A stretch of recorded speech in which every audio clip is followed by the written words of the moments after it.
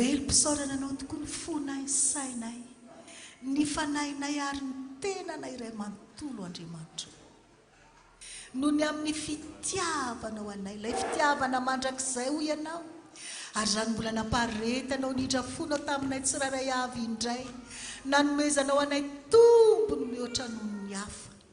Misaotra anao ny amin'ny sakafo, misaotra anao ny amin'ny rano azonay sotroina, misaotra anao ihany koa ny amin'ny rivotra azonay iainana, ary misaotra anao ny amin'ny takariva mpitahiana ity izay mbola hitahina ho anay tsiraray avy indray.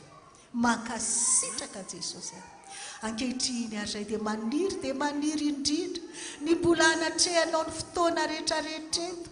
Tsisy dika ny fiderana tao eto, tsisy dika ny vavaka tao eto, tsisy dika ny dia taona eto raha tsy manatrika anay eto ianao Jesosy malalana. Ka dia atreo izao fotoana izao, fenoy ny fanahy masinao izao toerana izao, rakofo ny fanahy maherinao izay tsirairay avy Jesosy, mba ampahery anay tsiraray avy tokoa hijoro vavolombelonao, ho filazantsara velona vakin'ny olona izay, fa miasa ny Andriamanitra ary tsy miova ny Andriamanitra.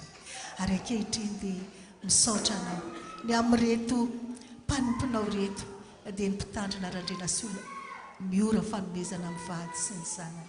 Misaotra anao satria manana olona tokoa ianao Jesosy, mbola amorony vokatra be dia be, ka raha hifaly eto anatrehanao izay, hibitaka eto anatrehanao izay noho ny amin'izany mpanomponao zany izay novidinao anao ny asanao.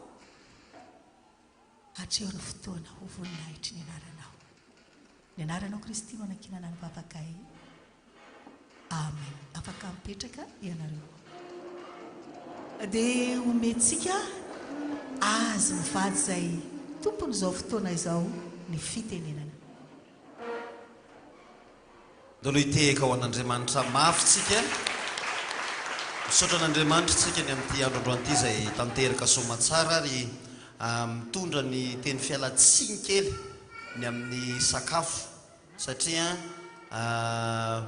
mety misy taminareo tsy nahazo, mety nahazo fa somary kelikely fa ny antony ohatra somary nanana fanahina ihany izahay izay ifonanay amin'ny tompo, somary nanana fanahina ihany satria efa avy ny orana ohatrohatra zany dia hoe rano be dia be eto tsika, ndrao dia tsy lany, dia tsy misy tsena azo hivarotana an'ilay dia hitondra ny filanatsiny ho an'izay rehetra tsy afa-po kely tamin'ny sakafo, fa mino fa manaraka zany ho arentsika ho voninahitr'Andriamanitra.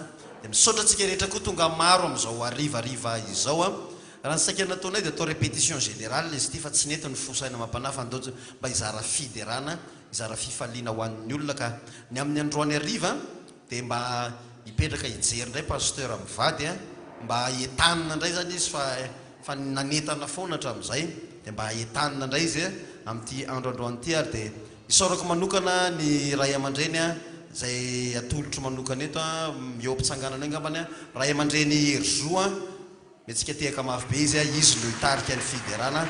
Men'Andriamanitra fahasoavana no amin'izany koa zany mpanompony, akory alanjato ny rina randray mampiatana azy izay zany tsoka io izy io ino zay mbola tsy nahita anjato dia maheno anjato izy androany, natasany tsy tonga io satria nisy programa kely androany. Ny mpiantsa fiderana no hiaraka amintsika amin'ity androany ity, fa melohan'izay dia pasteur satria nanana ohatrany namorona kely hoe rehefa somary azy dia na tsika mipetraka fotsiny tsotro izao satria le fandiha